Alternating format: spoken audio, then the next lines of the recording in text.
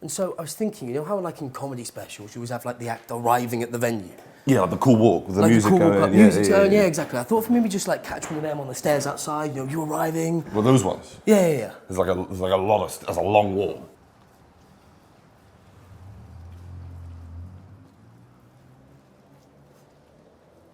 Harry, this is wet. It's fine. It's damp. It's fine. It's fine. It's like it's moody. It's like atmosphere, you know. It's like a film noir. And like, where am I walking from? Like just here? Yeah, just go around the corner. We'll get you coming. Yeah. Say when. I'll say when. Okay, when? All right, and go. In your own time. They just park cars. That doesn't feel cool. It's pretty cool, mate. Yeah. It could even right. be like a thumbnail. Like a thumbnail? Yeah, totally. With me on some wet stairs. Okay, cool. That is long. That is long. How'd that feel? Tiring. It Felt felt tiring. Well, but I mean, did you get into the character that you got into the mood of it? Yeah? Well, someone that's tired going up the stairs. It was a great rehearsal shot. It was a great rehearsal shot. Rehearsal? Harry, it just doesn't feel cool. It's really cool. I promise you it's cool. I'm a cool guy. And then I'll go back to like that bin or whatever. Yeah, maybe if you just sort of go from it next to not in the bin, but like you kind Like I'm coming out of the bin. Not like you're coming out of the bin. Like the guy in Sesame Street. No, you're not Oscar the Grouch. You're Bert the Comic.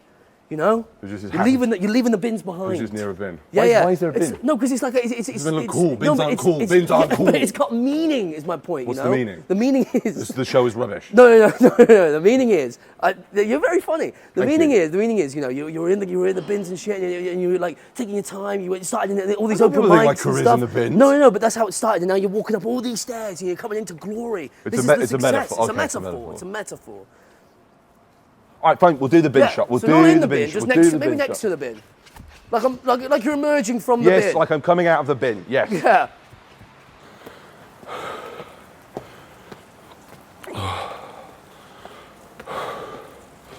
Hang on. Wait. So yeah, just come up the stairs. Look at that. See, that's cool. Well, that's cool. Yeah, that's nailed it. Immediately. It was not her show. We can't use her shot. No, I know. I'm just saying, do what Chelsea's doing. It's really cool. Look at that with sunglasses. Right, you got any sunglasses? I'm exhausted. You're a fit man. How old are you? 28. Really? How good? Don't start like that. It looks like you're throwing Yeah, up. I'm tired, Harry. Just come on, hurry up. Okay. We're on the clock here. Okay, hang on. Let's just. No, we're done. Let's just. No. I think we should get it in slow motion.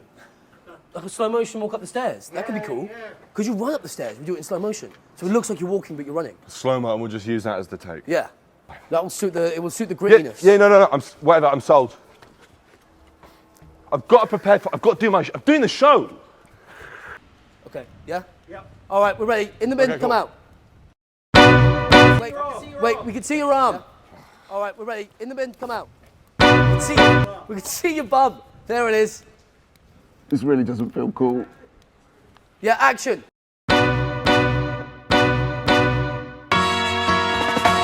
Singing low while I pop a bottle off of your chain swinging, clang clang, and it costs a lot. Bitch, I'm always at the guala, yeah, and you are not badass beat. Keep on going till you hit the spot. Whoa, I'm a big bag hunter with the bow.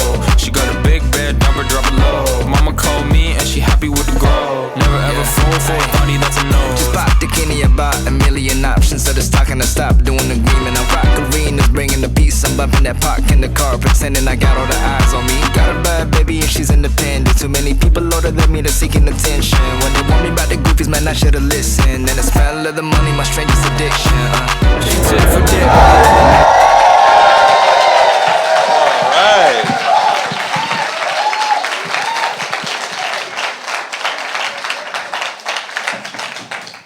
Thank you so much for coming to my show. 200 IQ audience only, brackets no muntus.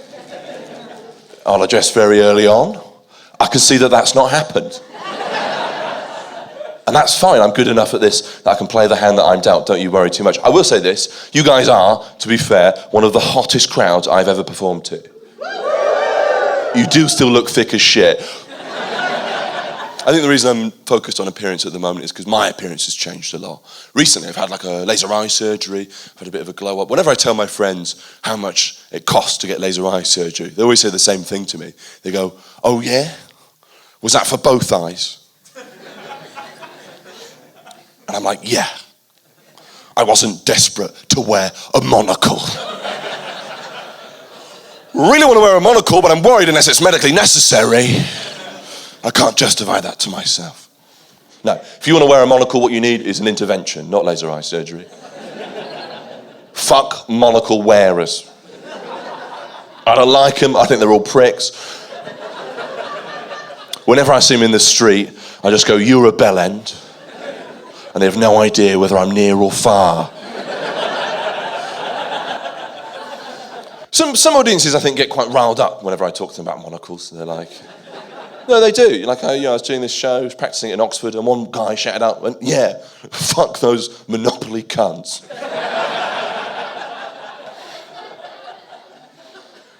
I like the sentiment, but it's not accurate, is it?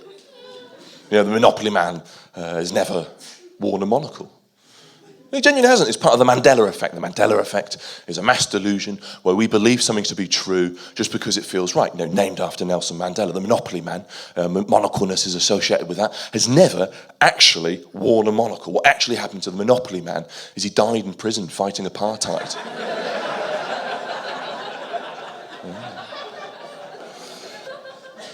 It's a really great joke if you've done the reading, I think. It's a really good one.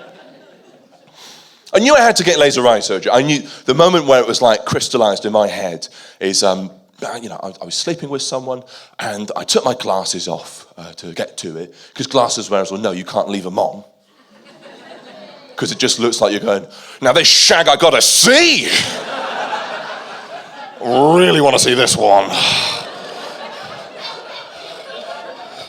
In HD, preferably. Emphasis on the D." No. Glasses wearers will know if it's going well at best. You can take the glasses from the bedside table, put them on, have a quick look and go, "Nice, that's it." That's all you get. I did that. I'd taken my glasses off and she goes to me, "Oh, you're more attractive than I thought." Yeah. That sounds bad, but that is technically a compliment. She's gone, "You've met the minimum threshold to have sex with me, and you have exceeded my expectations." I'm delighted. It's far better than if I'd taken my glasses off and gone, "You're way more attractive than I thought." I think it was like the right time for me to get laser eye surgery, because for the first time in my life, I had some like disposable income. And I thought, all right, might as well dispose of that shit. Get rid of it. Because at the rate that I'm saving, I can get a house in 40 years. Great. Or I can have laser eye surgery done, and I can get a house in 42. I was explaining all of that to the receptionist at the ophthalmologist, and she goes, "Yeah, but that sounds like a great idea. And when you have the procedure done, you'll find it easier to look at houses."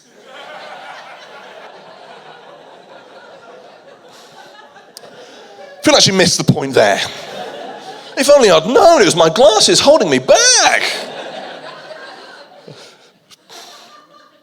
I'm not actually that worried about home ownership. A lot of my friends, there's a lot of intergenerational tension, I think. A lot of the younger generation resent the older generation for home ownership. I don't want to hate someone just because they're born in the past. I don't want to do that.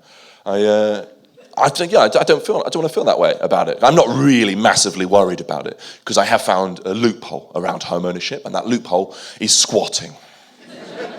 If you live somewhere for 10 years against the wishes of the owner, you can legally make a bid to claim that as your own. And I tell all my friends this, and they go, "No, Bert, it's too hard. Where am I going to live somewhere for 10 years against the wishes of the owner?" I'm like, "No, it's not too hard. The hard part is getting your parents to leave."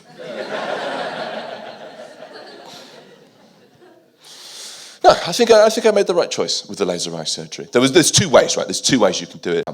This first way, it's super quick, super easy. We make an incision on the eye, we lift it up, we laser underneath, we put it back down, and then you are done. You have amazing vision for the rest of your life. You can see perfectly. It's mostly painless. It's not really that intrusive, and it's very quick recovery time. The only disadvantage of this procedure is once you have it done, we'd recommend against you doing contact sports or martial arts, which, as I can see, you don't do. So this second procedure, it's way more painful, it's way more invasive, the recovery time is way longer, the procedure as a whole is longer. Everything, it seemed, about this procedure was more difficult, she said. The only advantage that this procedure, she was saying, offered is that once you have it done, you can still do contact sports or martial arts, which, as she said, you've established that you don't do. But part of me just wasn't willing to give up on the fact that one day I could train to be a karate master. I don't want to live in the world where this can't happen. I don't want to be walking down the street and then a sensei sees me and goes, "Oh, the chosen one." And I have to be like, "Oh, sorry, mate, I've got eye flaps now." I guess the village is fucked.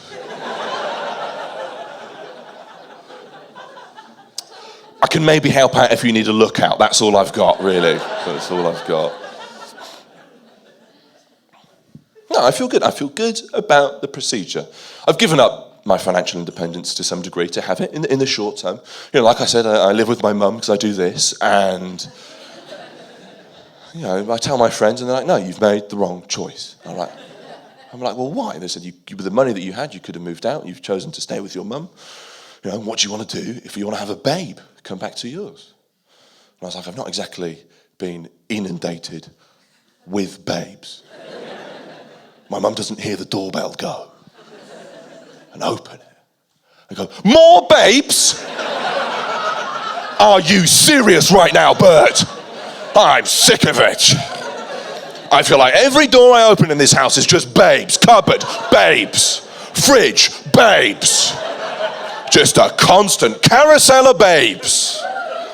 Take all of the babes with you, Bert, and go live in some sort of babe mansion." And I would, obviously I would. If I have that many babes interested, I'm not going to leave them with my mum. They're coming with. It's hard meeting people, living with your mum. I get down about dating sometimes. It's difficult. I've got a friend, right, who I've got a massive crush on. She's really, really smart, really, really clever, really, really hot. I've got a huge crush on her. And I was telling her how I find dating sometimes a bit difficult. And she was like, "Bert, don't feel down about it. If I was straight, I'd date you." And I was like, "You're bisexual." "It's still an option." And she's like, no. You know what I mean. If I had less choice.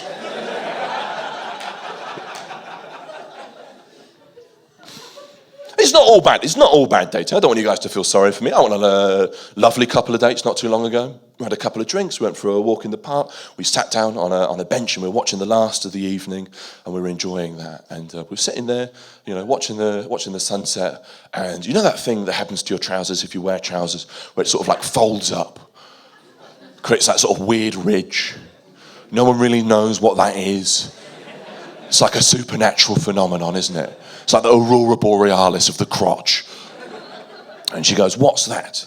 And she was a bit tipsy, and in her curiosity, she reached over, grabbed it, overreached, and got my penis by mistake. It was an embarrassing moment, but you know, we laughed it off, and it was fine. And in hindsight, I'm just glad I was sort of at a semi at the time.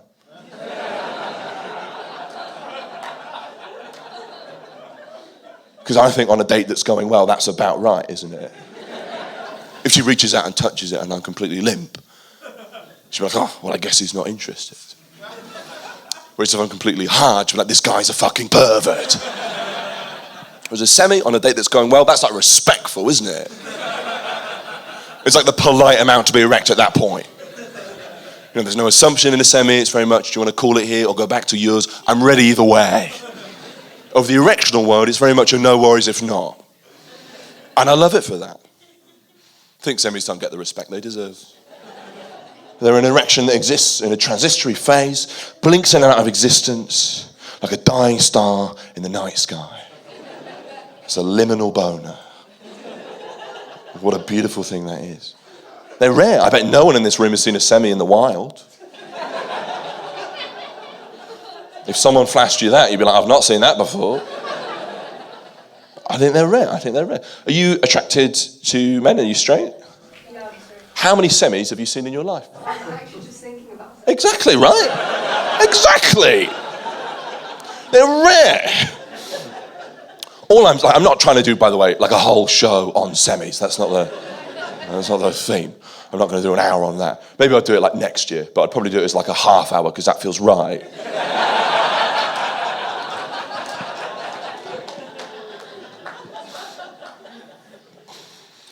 Thank you for being a good sport. Thank you for contributing. It's unfair of me to ask you because I get quite squeamish talking about sex. I do get embarrassed. Like this happened. I slept with someone and she asked me to sort of choke her and call her names and stuff. And that's not really my vibe, you know. For me, just putting it in is enough, isn't it? It just felt like a lot. She was like, call me a slut, call me a slut. And I was like, no. Actually, I think you've got great taste in men.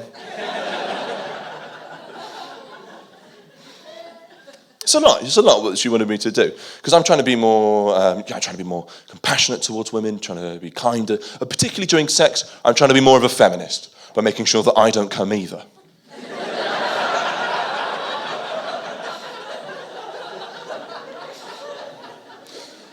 But I think that's difficult to negotiate sort of both those things, to cater to those desires. Now that's hard, isn't it? You know, it's difficult as a sort of a liberal, progressive guy to, on the one hand, be on board with dismantling the patriarchy, and on the other, crush puss.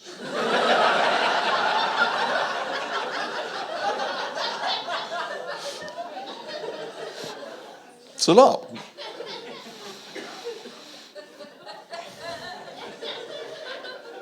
Some of you just weren't ready to hear me say puss, were you?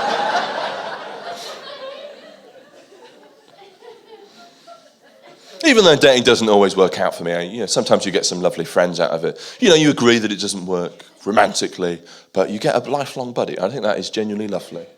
That happened to me, you know, we slept together, we decided we weren't sort of long-term compatible, and we left it there.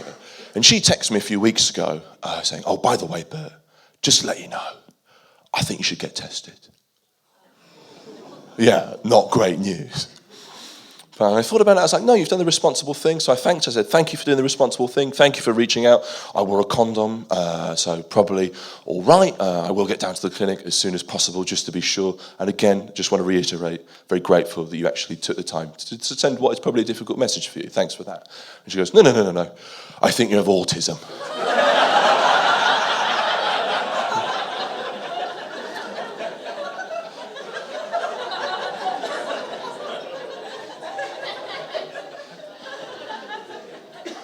And I think she'd misunderstood how that spreads.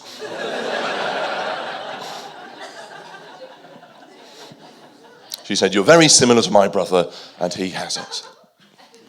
And I was like, well, if I'm similar to your brother,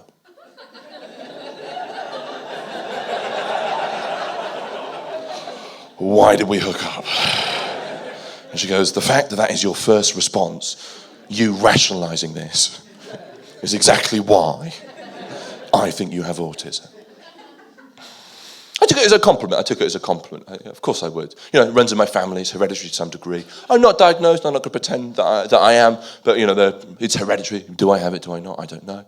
But a lot of people in my family do. I'm aware that, like, even if I am diagnosed or not or whatever, I'm aware I've sort of got a certain energy about me. I think that's fair to say. And like before I had the glasses done, taking them off, right? People always used to think I looked like a nerd. I knew they did because whenever I was in the cinema watching a Marvel movie, and people weren't sure whether there was an end credit sequence or not, they'd all look at me to see if I stay. And I know I've got the energy of someone that like loves Lord of the Rings. And I do. Guilty as charged. Lock me up, take me to Cirith Ungol, fine. I was one of the few people that thought the latest Lord of the Rings was all right. I enjoyed the latest TV series on Amazon Prime, came out last year. I thought it was okay. A lot of people didn't enjoy it. And I thought that was weird. I went online to see what people thought, why they were complaining, why it was getting review bombed and stuff. And people were writing online that they didn't like it because they thought it was woke and that it had diverse casting. I think diverse casting is a positive thing. It just means more people can enjoy a piece of media that I like, meaning long term I will get more of that thing. Great. But people were hating on it. They say, oh, I don't like it. I don't like that Lord of the Rings has diverse casting. That's not accurate. It's not real. Who is watching Lord of the Rings and sees like wizards, hobbits, goblins, elves, dragons, dwarves, ghosts, and then sees someone brown and goes, I find that hard to believe. That's the limits of my imagination, actually. I'm willing to believe in the One Ring, but not melanin. All the elves I know are white. You don't know any elves!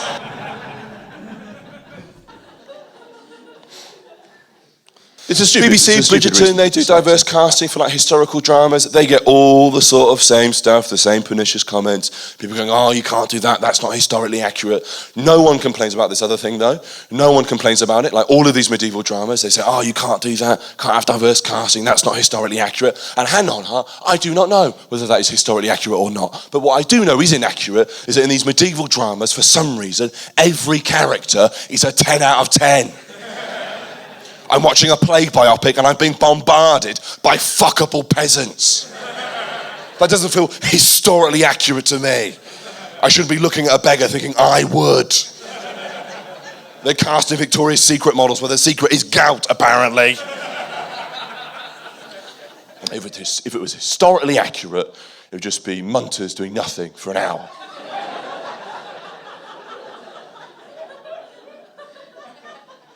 And I don't want to watch that any more than I do every time I perform this show.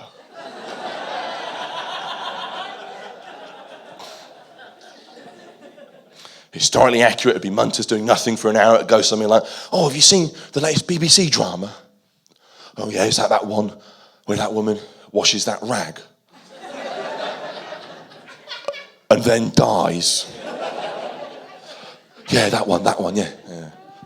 I'm glad she was white.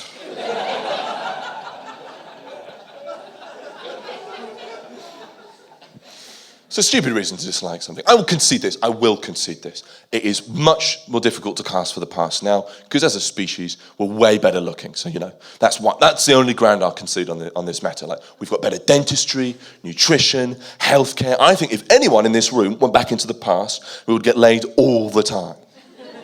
And I'll prove it to you. Every single time I've had sex has been in the past. They've gone too far, though, with casting hot people in stuff, right? I was watching Cobra Kai, really, really enjoying that TV series. It's set in like a high school where all the kids do martial arts and they've had the same laser eye surgery I have.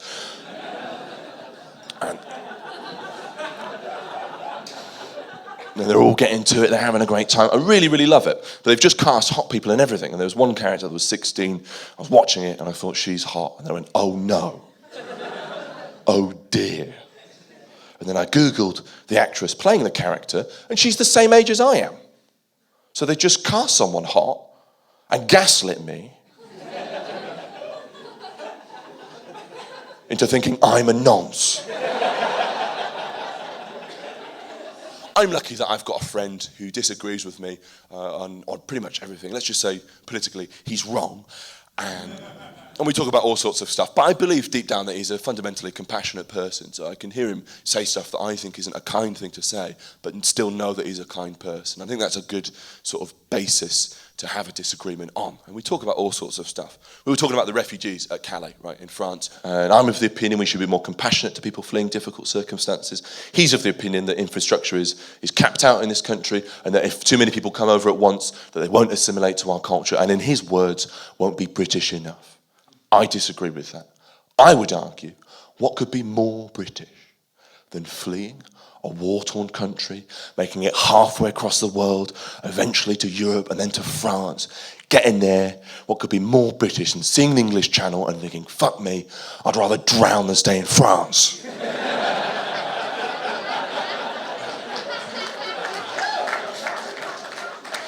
If I see another baguette, I'm swimming it.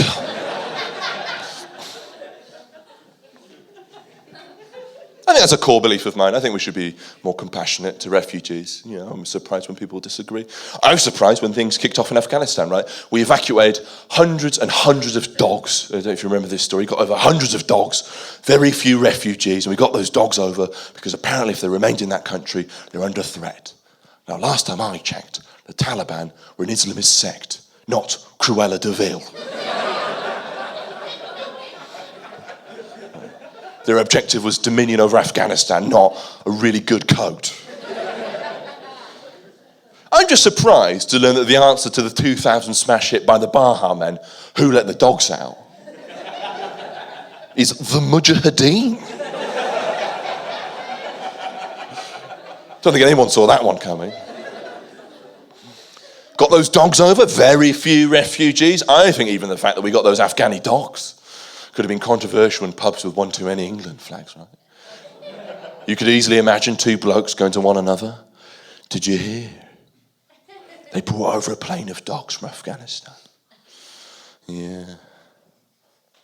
None of them speak the language. What are they barking?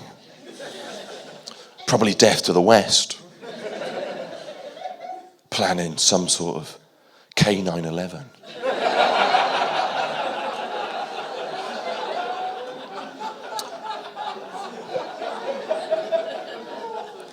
Now, I could tell that split the room.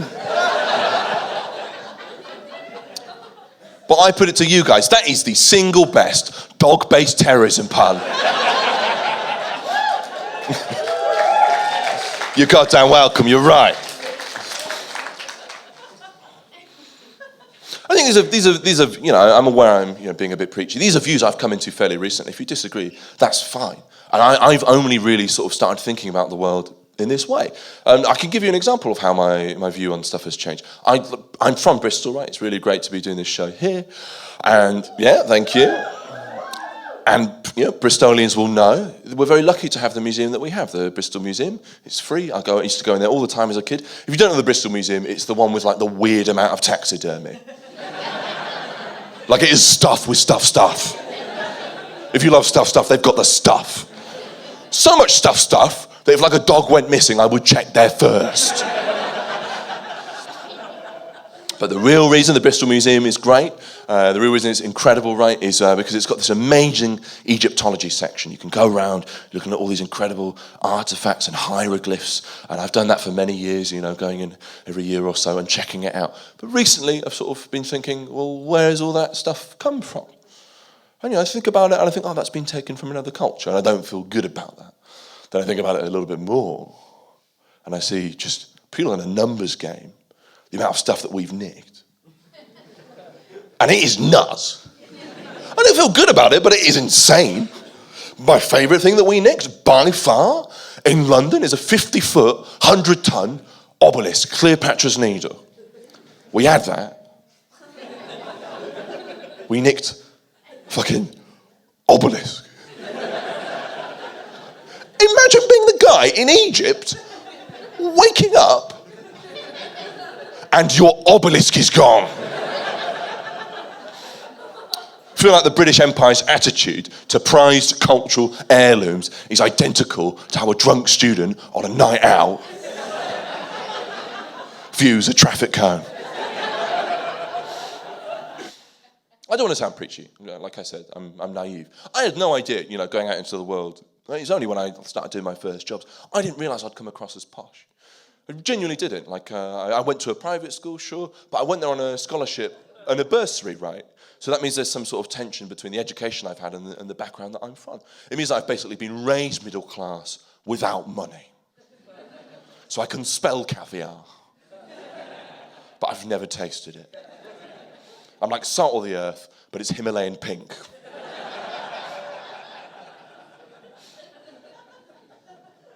think there's a stereotype though about us public school boys that we're what? We're detached and unable to process our emotions. I'm not sure how I feel about that. But it was weird. People would, I remember there was a real disconnect between how I saw myself and how people saw me, right? I remember being at the bus stop, right, in my fancy blazer that I was proud to wear, and I'd be waiting to go to school, and the kids from the local comprehensive in the area that I lived in, they would throw stones at me and call me a posh wanker. And all I could do was call back and say, fiscally speaking, we're from very similar backgrounds. Which, to be fair, did make the bullying worse. It didn't help. But I really realised that this was going to be a thing that I was going to interact with the world via. So when I got my first job, I worked as a receptionist at Vets, and I would work there, and people would always assume, for whatever reason, that rather than being a receptionist, which I obviously was, that I was in fact a vet. And this never happened to any of my older working class female colleagues. And, I was the only bloke that worked there. I don't know what was going on there, but people always assumed that I was in a position of authority, even though I obviously wasn't, and I was the least qualified person there. And as a result, it meant they would always try and get like free healthcare advice from me for their animal. They'd burst in, they go, my marmoset's unwell. My octopus isn't eating. My dog's got AIDS. I don't know, stop fucking it then, I've got no idea. The worst was, working on the front desk at the Vets, is people would just always come in with injured pigeons they found. All the time. As if somehow that's my problem. They burst in, they go, oh, here you go, mate. And I just look at that and I'd go, well, what am I going to do with that? If I wanted to collect injured pigeons, I would. Because of all the pigeons, they are by far the easiest to collect.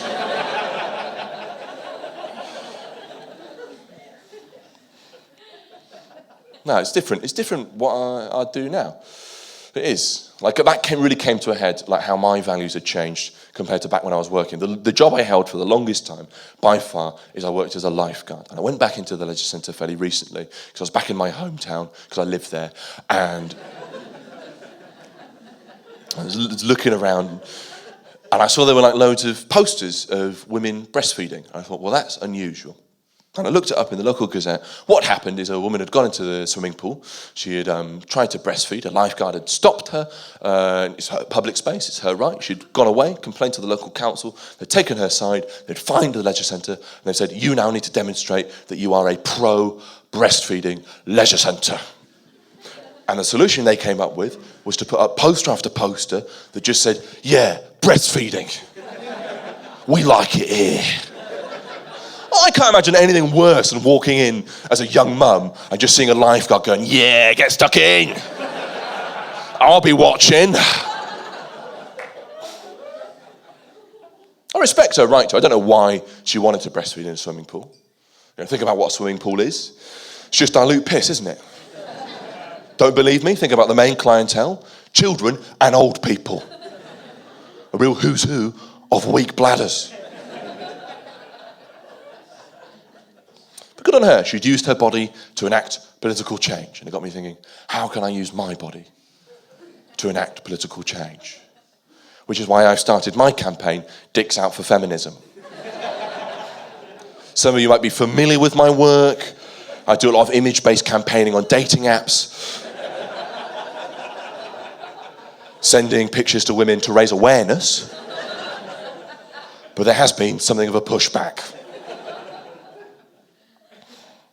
It's fun to think about how that brand, that leisure centre, then ended up outside of the zeitgeist, of the correct opinion to hold, to be progressive and supportive. And had I been that lifeguard on duty when I was 16, I might have made that mistake. Now I know better. Now, of course, I support a woman's right to do that. But I wouldn't have opposed it. I just wouldn't have even known. And that's what I'm trying to say. Like, my views and my opinions have changed over time. It's fun to see brands get left behind, though. There's a big scramble, I feel, having talked to my friend who's gay, about how brands really want to be part of pride and be inclusive, and it's become corporate to some degree. And I agree with that. I do agree with that. And I can prove it to you with an example. The example I will choose is the Compare the Market, Compare the Meerkat campaign. Now, any fans in, buckle up. Those of you that aren't aware, it's like an anthropomorphic meerkat, two Russian meerkats that are very heavily implied to be in a same-sex relationship. Now, any clues why they fled Russia? I don't know. But there's even a whole arc where they adopt a baby meerkat called Oleg, and that's quite progressive, isn't it, on the face of it? You know, same-sex, immigrant family, adopting a child, coming together to sell insurance. But the reason I know it's just a quick grab is compare the market have made one crucial mistake. They've named the partner of Alexander Meerkat, Sergei. Pick any other name than a name that seems to imply that that meerkat is so homosexual, he's been knighted for it.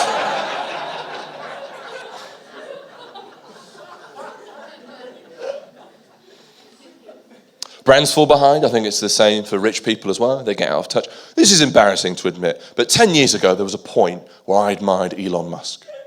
Genuinely, like I used to think he was a cool guy. I thought he was going to be doing some great stuff about climate change because he's doing all the stuff with the electric cars, and I'm big on climate change. I really, really am.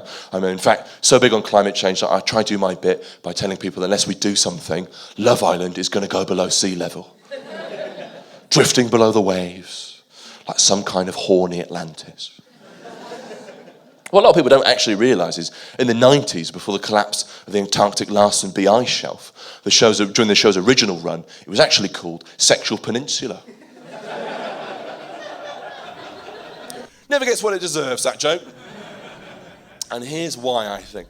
I think the Venn diagram, the circle of people that really, really love Love Island, and then the other circle of people that have a great working knowledge of geography in the 90s and changes to that, I think those circles don't touch. I'm playing to a demographic that doesn't exist. But no, I used to like Elon. I don't now. I was trying to think, when did he lose all of my respect? When did I realise, oh no, I really don't like this guy? And I remembered exactly when it was. It was about 5 years ago. There was even a documentary on it fairly recently. There was all these Thai cave boys, Thai boys, like non-subterranean, run-of-the-mill Thai boys who were stuck down there thinking, this isn't my ideal environment. Just regular Thai boys. And there'd been some sort of flash flooding, and it looked like they were all going to, unfortunately, not make it. They were stuck down there with their coach, and it looked like they weren't going to make it. It was all over international news. Elon saw that, and I think he saw an opportunity to make a bit of PR, good publicity, and he thought, right, what I'll do is I'll save these boys. I'll be a hero. I'll get free PR, and everyone will think I'm great. So he's like, oh, I'll get my submarine, I'll save these children. Sent it in, he got rejected immediately because it was dangerous. He sort of got laughed off.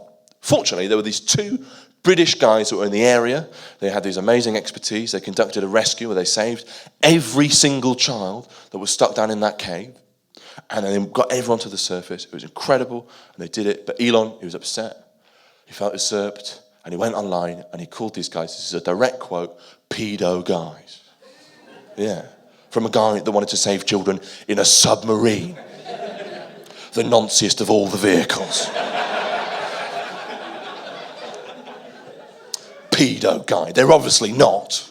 Because if they were, why would they, in the entire world, choose the kids that are the hardest to get? On international TV. On some level, you would have to respect the hustle. I'll contextualise this for you. He used that language to humiliate two people that had done nothing but save children as a powerful billionaire.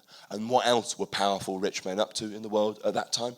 Oh yeah, it was the Epstein stuff, it was the Prince Andrew stuff. And Elon had nothing to say about that, and he wanted to use that language to humiliate two people that had saved people. Disgusting. Nothing to say about Prince Andrew, who described international paedophile Jeffrey Epstein.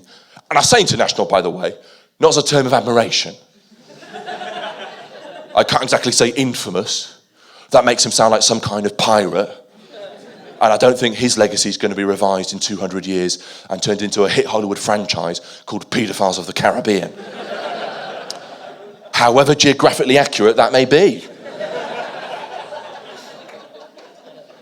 But no, Prince Andrew described international jet-setting go-getter paedophile Jeffrey Epstein as unbecoming. Unbecoming. Yeah, now obviously the main issue with Jeffrey Epstein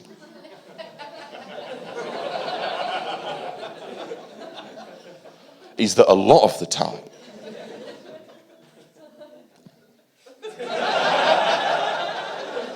he be coming.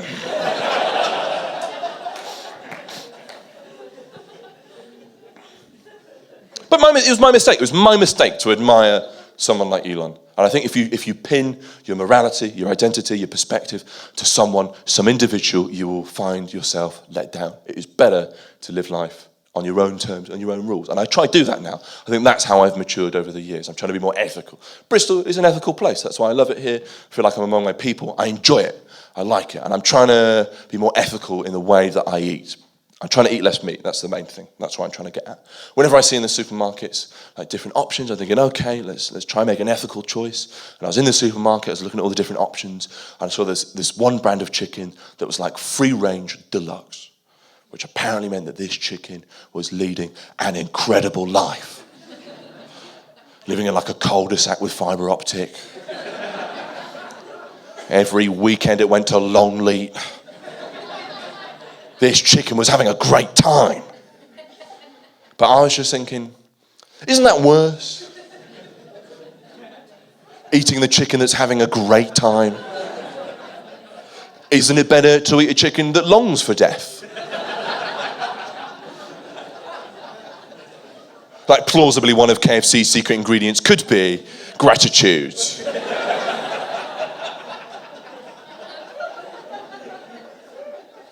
But it got me thinking, what is the most moral chicken that I could eat?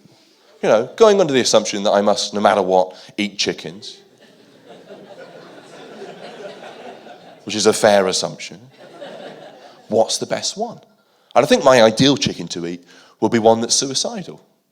I'm not saying I want this chicken to have a bad life. My ideal chicken has had every conceivable privilege, but for whatever reason, has come to his own conclusions. Be that through, I don't know, like a difficult chickeny childhood. Or maybe unfortunate biochemistry that means that chicken can't process serotonin in the same way as other chickens, which leads to like a generally low mood, a lack of purpose, a sense of ennui, gets to a point where it's had enough, signs a form that says, I donate my body to burger, and then I come in. I think I can eat that chicken without feeling too bad. I do have a backup plan. Of course I have a backup plan. The second most moral type of chicken you can eat is chickens that have committed atrocities. Dangerous, evil chickens, perpetrators of bird-on-bird violence, egg botherers the lot. How I see it going down, right, is you go to a farmer and you go, hello mate, I'm looking to buy a chicken. And he goes, great. I've got some real cunts in.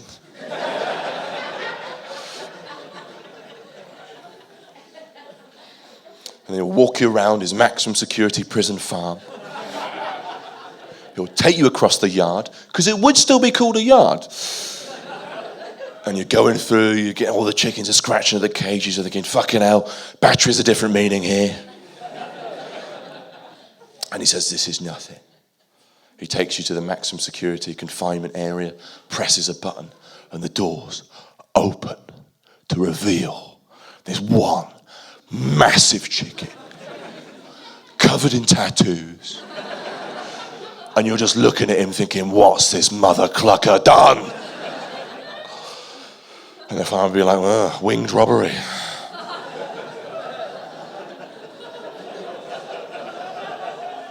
I thought I was doing all right. Eating food, being ethical. Because my favourite food, I think, was fairly neutral for a long time. My favourite food that I eat all the time, I love a yoghurt. Oh my God, I love a yoghurt. However much yoghurt you think I'm eating, double it. Do you know yoghurt was invented over 7,000 years ago? Yeah, to contextualise that, the spoon invented 3,000 years ago. That is 4,000 years before someone thought, oh, there must be another way. 4,000 years of getting stuck in, Tutankhamun, he'd be there in Egypt, thinking, all right, what I want is some yogurt. He goes, slave, bring me my yogurt. The slave would come running over in this massive hall. He'd be surrounded by all the obelisks that he still owns. And he'd go, "Thank you, slave." And then he'd hold this bowl of yogurt and he'd go, "I am Tutankhamun, powerful pharaoh, ruler of Egypt. People shall know my name for thousands of years. People shall travel the world to visit my tomb. I am Tutankhamun." That's how we eat a yogurt. They don't teach you that in year 3, do they? I looked this up in order of invention, chronologically speaking. Order of invention. It went fire, petit foulou, the wheel. Oh, mate, do you want to get all of civilization started? No. I've got all this yogurt. The only problem is, as of yet, I've not invented a way of moving large quantities of it. The reason I think about yogurt a lot recently is because my favourite flavour of yogurt has become politically contentious of late. For a long time, I've enjoyed a flavour of yogurt called Russian fudge. And some tension in the room immediately. Before all that happened, I could enjoy it free of any negative political connotations whatsoever. Whereas now, when I have friends round for a dinner or a party, and it gets to that point in the night where you're like, "Oh, who wants some yogurt?" And obviously they all go yes, because that's the crew I roll with. They're tucking in, they're going, "This yogurt's delicious, but what's it called? I'll have to get some myself." And I go, "Oh, well, it's a flavour of yogurt. It's a flavour of yogurt called Russian fudge, actually." And there you go. Ooh. Don't you know? Aren't you aware of what's going on at the moment? And I go, "Yeah, no, I am. I just don't think that yogurt did that. I'm not holding it responsible." But the criticism got to me. I don't want to be complicit in an illegal war. I don't want to. So I was like, no more yogurt. I got off it. I got clean. Whenever I saw it in the supermarket, I'd see it. It would say Russian fudge. I'd look at that and I'd go, "No. I stand with the people of Ukraine." And I'd buy something politically neutral like an Aero chocolate mousse. And I felt a lot better about myself. But the problem is that, when things kicked off, everyone else started boycotting Russian products at the same time, which meant that this yogurt ended up in the reduced section. Cheaper than ever before. And what am I supposed to do? Let it go in the bin? So I got back on the sauce. But that made me a hypocrite, right? Because doing comedy, a lot of charity gigs, a lot of benefit gigs, I was doing as much as I could for Ukraine, comedically as possible, trying to do all these fundraiser gigs. So it meant by day I'd be doing these Ukrainian benefit gigs. And then by night, I'd be scouring the supermarkets for any yogurt I could find. Like the dirty little Kremlin slut I am. Had this awful feeling in my gut. To be fair, it could have been the yogurt. I was eating a lot of yogurt. I think it's fair to say I'm in Tesco too much. I think that's a reasonable thing to say. No, I'm in there way too much. Like, genuinely. What I don't like about Tesco is whenever you've got like your loyalty card, they go, "Have you got your loyalty card?" That's not what I feel to Tesco. How I feel about Tesco isn't one of loyalty. I'm not like, "Oh, Tesco, my liege. Oh, Your Honour, is today the day we vanquish Asda? I shall rally the other club card members and we shall take them down." No, I'm not loyal to Tesco. I think gang members are loyal to one another. The only brand I would take a bullet for is Ann Summers. And I'd have a great time doing it. I think I'm disloyal to Tesco. I'm actively disloyal to Tesco, right? I don't care. I don't care about Tesco. Whenever I'm walking out and the staff say to me, "Oh, thank you. See you soon." I'm just like, "Will you now?" Other places sell ham.